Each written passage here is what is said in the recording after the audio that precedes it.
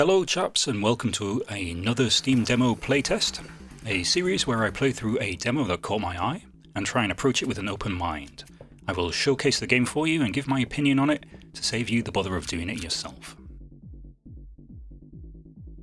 Today's demo is a retro FPS called Mr. Donald, made by RSK team with no release date planned as of yet, which is probably a good thing as this game needs a lot of work. I don't like to shit on games, as the guys that made it have actually taken the plunge and produced something and put it out there. It takes dedication, skill and courage to do such a thing, and I will always applaud that, always. However, once you do, you then leave yourself open to criticism. You have to bear that in mind. I just hope my criticisms lead to better outcomes. And with that sermon over, let's look at the game.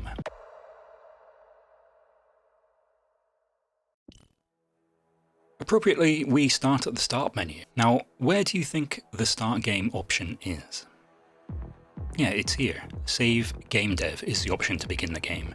I do not like this, as it is a presumptuous assumption that I agree with their ideals to even start the game.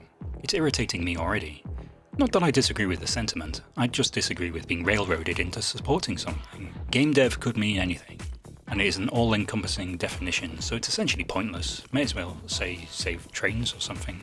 I didn't record it with this disclaimer the first time you boot the game, explaining that it is only satire and doesn't represent the views of the designers. To me, this is pure moral cowardice. They are afraid to commit to the satire. Why?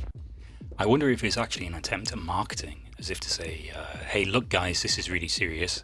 I'm gonna say and show some really controversial things, but calm down, it's basically just a thought experiment, so just chill. As if to give it edgy clout. But actually the views expressed in the game are confused and milquetoast, so to me the disclaimer is unnecessary. Okay, lore time, get ready. Wait. Fanaticists of historical accuracy.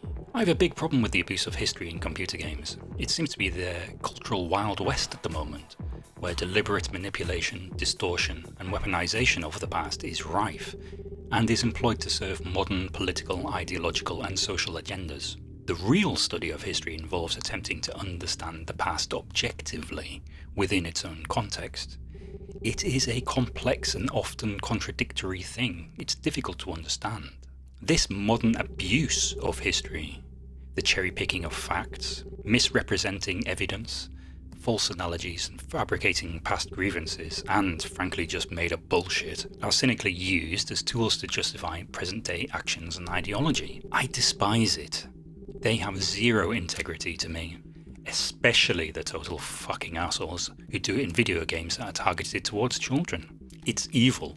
And if I had my way, they would be first against the wall. Here's a pro tip for you guys. If you see a historian on television or the internet or whatever, giving their opinion on something, if they aren't totally cynical and utterly sick of the world, then they are a propagandist for whichever sect they are in support of. They are a liar, and their opinions are to be instantly discounted from your mental cache. So yes, the game. Sorry, I'm trying to stay on topic, guys. So you play as Trump, trying to save gaming by destroying insert predatory pricing French game dev studio who shall not be named, who have taken over the Vatican with their cultist horde.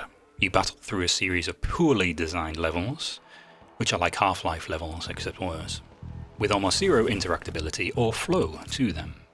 Combat seems weak and just feels a bit washed out. The enemy AI isn't great either, they mostly just run towards you in a line. It's kinda crap.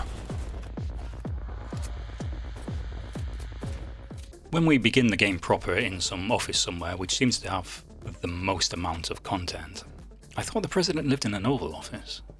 I assume we're playing as Trump. The dev has put paper bags over all the characters, so we are left to guess. Maybe someone's better schooled in American politics can let me know, as most of the references flew over my head. It might have landed better if I knew, but I couldn't make out most of them with the context clues. That could either be a me problem or a writing problem, you can decide. There is a way to uncensor the game, by the way, but it involved downloading random files, and I ain't doing that shit. So yeah, satire in the office. We have Russian dolls, implying Russia and Putin have influence over US politics. Cards, gambling with the office, maybe. Sleepy cowboy. Joe Biden loses his friends while you press the deport button, and are informed that there is no loss of Nobel Prize winners. So this is probably the spiciest part of the game.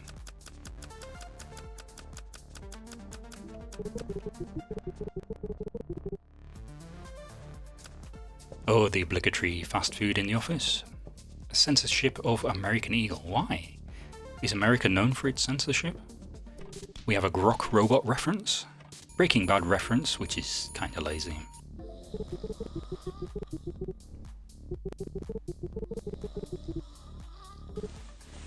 Is that Osama bin Laden? Yeah, really on the pulse of the zeitgeist there, my dude. I don't understand the phone call in a Batman room. I don't know who half these people are meant to be, and the writing is so poor I can't work it out with the context clues.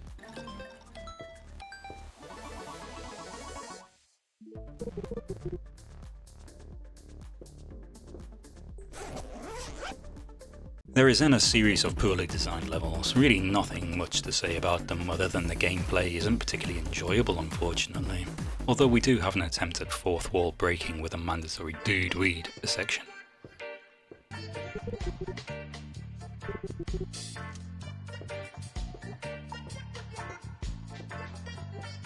And a section where you have to destroy the cult's attempt at creating advertising for their new games. Which to me is just pure clout chasing streamer bait. Is that Asmongold? Asmon, if you're watching, let's do a collab. I know you love those. I will pay you in exposure. They seem to be the only ones not censored. I wonder why that is. Ah yes, soy milk reference. And streamer girl bathwater. If I had to choose, I'd drink the bathwater. And you would too, don't deny it. Yeah, and then we have a lazy boss battle. Doesn't work. Trying to be Stanley Parable, but falls flat.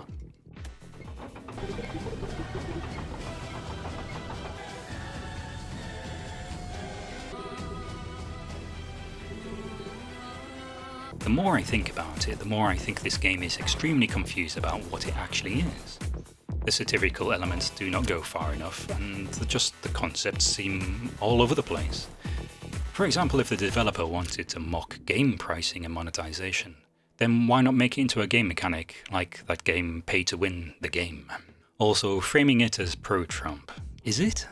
The only funny part is the big button to deport liberals, as the developer puts it. I don't think the ones being deported currently are liberals, my dude. The game feels very 2016, outdated, and it's a shame. Because there is scope to make a very biting satirical game about the current political situation facing the West. But this ain't it. Very disappointing. Okay, positives. It reminds me of when I was younger and stupider. Makes me nostalgic for 2016 memes. And the negatives. Gameplay, not very good. Writing, not very good. Bad satire. Concepts are all over the place. It's a missed opportunity. And it's streamer bait. I don't know, if you wanted to make a satirical game, have a deportation incremental simulator game, which can never be won as long as Israel remains unnuked. There you go, $1 million game of the year right there. Okay, let's put it on the rating board. It goes in first place as it's the only one there, and the dev can add that award to his others. Okay, thanks for watching, see you later.